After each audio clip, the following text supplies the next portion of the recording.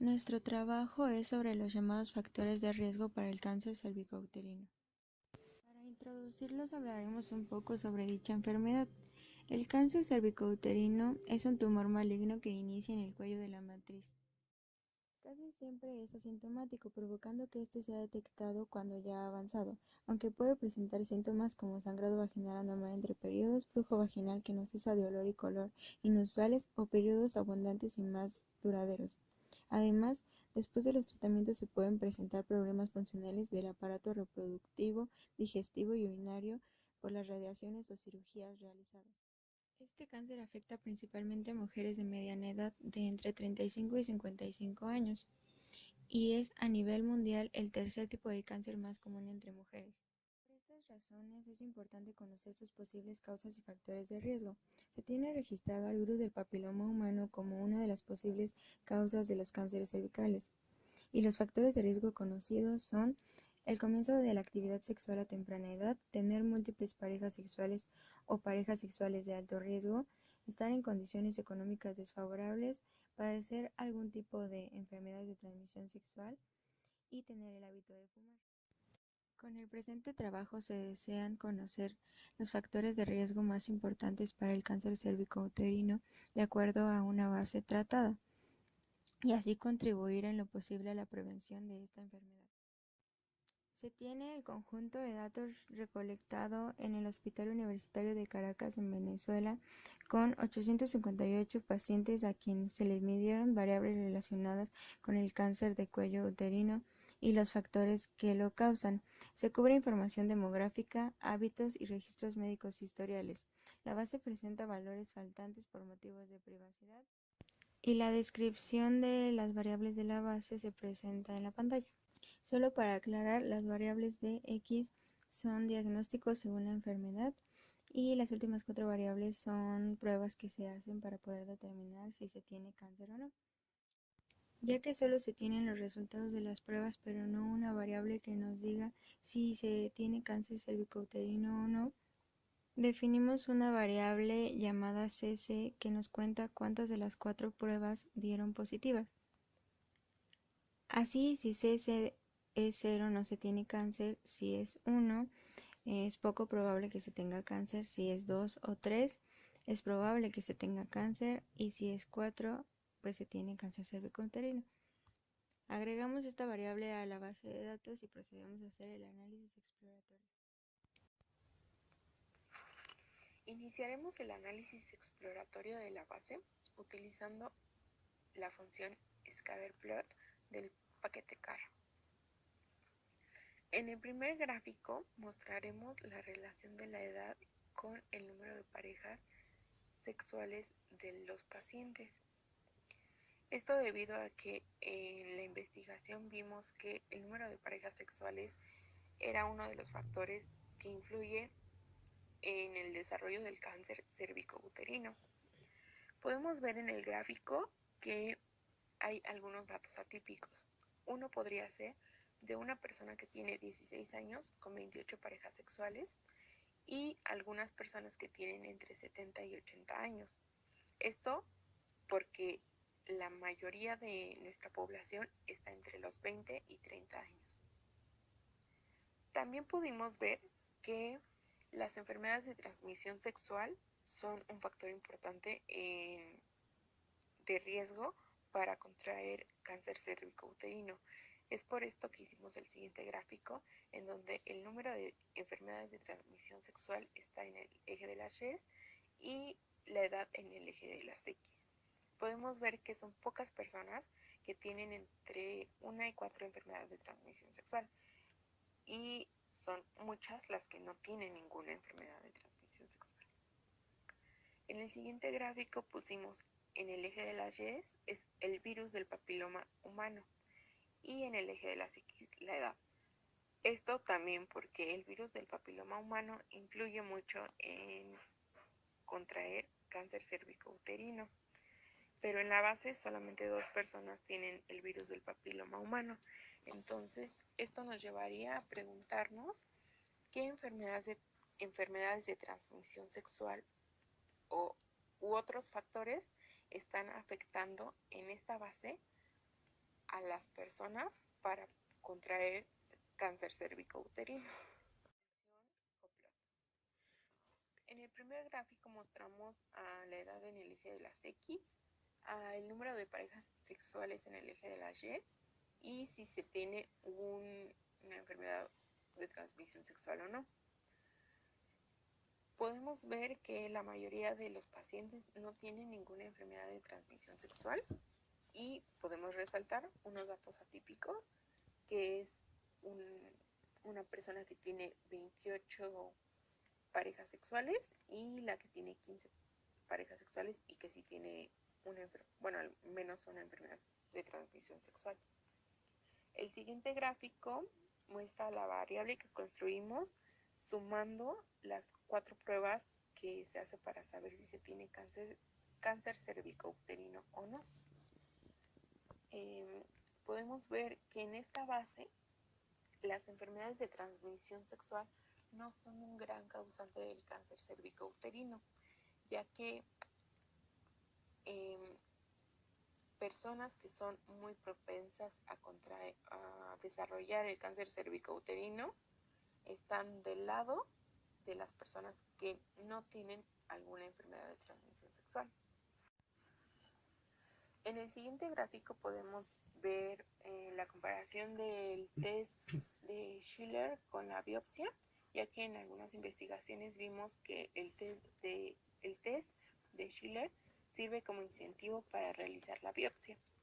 Podemos ver que estas dos pruebas juntas son buenas para detectar el cáncer cervicouterino, porque la mayoría de la población que es muy propensa a contraer el cáncer está en el primer cuadrante, que es en donde ambas pruebas resultaron positivas. Vemos que en el segundo y cuarto cuadrante se concentra muy poca población de la que sí podría tener cáncer cervicouterino. En el siguiente gráfico vemos los resultados del test de Hinselmann. Podemos ver que sí son buenos, pero que esto no nos podría llevar a decir si una persona tiene o no cáncer cervicouterino. Y en el siguiente gráfico, que es de la variable citología, que es otra prueba que se hace, igual que el anterior, no podríamos decir si una persona tiene cáncer cervicouterino o no con esta variable, ya que muchas personas tienen positiva esta variable, pero puede ser que no sea tan probable que la tengan. Esta podría servir como incentivo para realizar otra prueba y determinar si efectivamente es cáncer cervicouterino o no. Los últimos gráficos que hicimos para el análisis de nuestra base fue a partir de las funciones IST y boxplot. Generamos un histograma dependiendo de la edad de los pacientes y si tuvieron 2 o más pruebas positivas para la detección de cáncer cervicouterino. Vemos que la mayor cantidad de nuestra población está entre los 20 y 35 años, que contradice un poco a la introducción en el rango de edades. El método que elegimos fue componentes principales. Esta elección se hizo por el tamaño de la matriz y porque nuestro objetivo es encontrar relaciones entre los factores dentro de la base y las variables que definen si tienes cáncer cervicouterino o no. El análisis de componentes principales nos arrojó lo siguiente. La primera componente nos explica un 18.32% de variabilidad, y esta se puede interpretar como el resultado de la suma ponderada de los valores que toman las variables seleccionadas para el análisis para un determinado individuo. En dicha ponderación se le da más peso a las pruebas que determinan si se tiene el cáncer en cuestión que a las variables como edad de la primera relación sexual o número de embarazos. En ejemplo tenemos a la muestra 673 y a la 579. La primera corresponde a uno de los individuos que tiene un valor muy pequeño para la primera componente y que tiene los siguientes valores para cada variable. El segundo es el que tiene el valor más grande para la primera componente y tiene los siguientes valores para cada variable. Notamos que aunque la edad y la edad de la primera relación sexual son valores bajos, tiene positivo en las 4 pruebas para detectar el cáncer cérvico-uterino, y es por eso que se encuentra con el valor más alto. Para finalizar con el análisis de esta componente, podemos decir que con valores altos el individuo presenta diagnósticos positivos de enfermedades como cáncer cervicouterino, otro tipo de cáncer o virus de papiloma humano. La segunda componente nos explica un 12.21% de variabilidad, y esta la podemos interpretar como la cercanía o lejanía de padecer la enfermedad en cuestión. Además, toma en cuenta si se presentan otras características.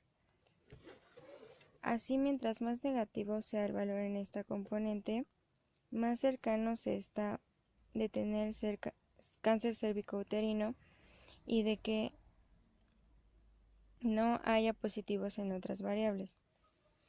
Por el contrario, mientras más positivo sea el valor en esta componente, se puede descartar dicha enfermedad aunque se tengan muchos positivos en las otras variables.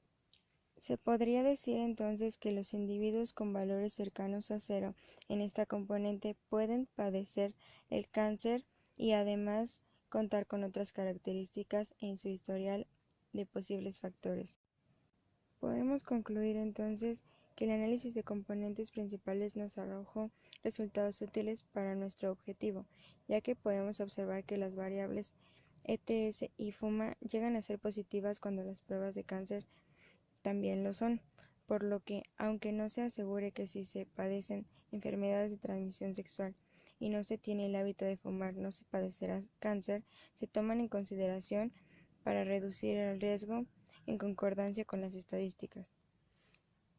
Para finalizar este análisis, diremos que, aunque la variabilidad explicada por las dos componentes se puede considerar como baja, nos aportó información suficiente para llegar a una conclusión. En conclusión, podemos decir que, con los datos originales, las enfermedades de transmisión sexual no sabemos si son un factor de riesgo para desarrollar cáncer cervicouterino. Sin embargo, con el análisis de componentes principales y utilizando la matriz de correlaciones, podemos ver que las variables que se relacionan positivamente con las 4 pruebas para detectar el cáncer son enfermedades de transmisión sexual y fuma o no fuma. Esto nos indica que estas dos últimas sí son un factor importante que puede conllevar a desarrollar cáncer cervicouterino. Como vimos en la introducción, el cáncer cervicouterino es causado en su mayoría por el virus del papiloma humano. En esta base no pudimos probar esta afirmación. Creemos que esto se debe gracias a la prevención que ha ido en aumento contra el virus del papiloma humano, y esto es bueno, pero dado que han atacado al mayor riesgo que era este, creemos que es importante que sigan atacando otros factores para prevenir aún más el cáncer cervicouterino.